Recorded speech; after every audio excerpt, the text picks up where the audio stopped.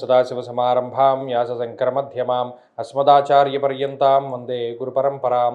జ్యోతిషశాస్త్రాన్ని భావితరాల వారికి ప్రసాదించిన ఋషుల యొక్క పాదపద్మాలకి నమస్కారం చేసుకుంటూ, అలాగే నాకు ఈ జ్యోతిష విద్యను నేర్పిన గురువర్యులు జ్యోతిష బ్రహ్మ కీర్తిశేషులు శ్రీ ఈరంకి సూర్యనారాయణమూర్తి గారు, సూర్యశ్రీ దేవజ్ఞ గారి యొక్క పాదపద్మాలకి నమస్కారం చేసుకుంటూ, ఓం శ్రీ మహాగణాధిపతి నమః, శ్రీ గురుభ్యో నమః, హరి ఓం.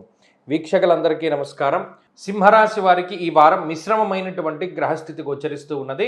వ్యయస్థానమందు ఎక్కువ గ్రహాలు సంచరిస్తూ ఉండడము, మరీ ముఖ్యంగా 12వ స్థానమందు శుభగ్రహ సంపత్తి ఉండడం కొంత అనుకూలించే అంశం.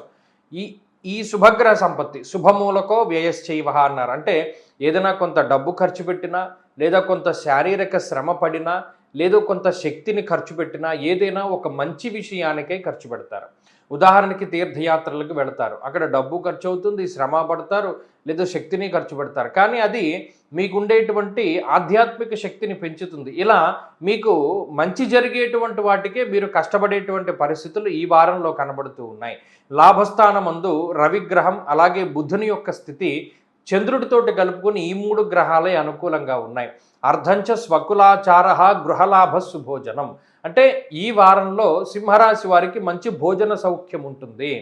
నిజానికి కొన్ని సందర్భాల్లో ఈ రాశి వారికి ఎలా జరుగుతుంది, క్యారేజీ తీసుకురావడం మర్చిపోతారు. ఆఫీస్కి వెళ్ళేటప్పుడు క్యారేజీ మర్చిపోయినప్పటికీ కూడా ఇతరులు వారి యొక్క భోజనాదుల్లో కొంత మీకు మంచి భోజన సౌఖ్యాన్ని కల్పిస్తూ ఉండడము, లేదా ఆకస్మికంగా ఎవరైనా మిమ్మల్ని భోజనానికి తీసుకువెళుతూ ఉండడం ఇత్యాదివి ఆశ్చర్యానికి కలగజేస్తాయి. కాబట్టి భోజన సౌఖ్యం ఉన్నప్పుడు మనం ఇంటి దగ్గర క్యారేజీ మర్చిపోయినా అడవిలో ఉన్న అన్నం పట్టుకొచ్చి పెడతారు ఎవరో ఒకళ్ళు. ఇది ఆశ్చర్యానికి కారణమవుతుంది. అలాగే మానసిక ప్రశాంతతకి ఈ గ్రహస్థితి కొంత అవకాశాన్ని కల్పిస్తూ ఉన్నది.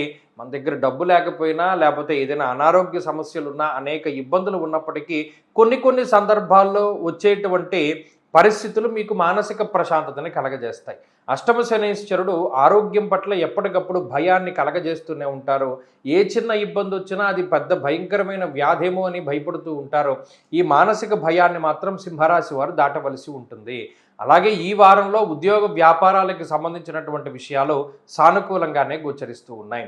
సింహరాశి వారు ఈ వారంలో మరింత అనుకూలమైనటువంటి ఫలితాలని సాధించడానికై ఎక్కువగా శివ అష్టోత్తర శతనామావళి స్తోత్రాన్ని పారాయణ చేస్తూ ఉండడం చెప్పదగినటువంటి సూచన. ఈ వారంలో కలిసి వచ్చేటువంటి రోజు ఆదివారంగా చెప్పవచ్చును. అదృష్ట సంఖ్య 1, అదృష్ట వర్ణము ఎరుపు. తదుపరి కన్యారాశి.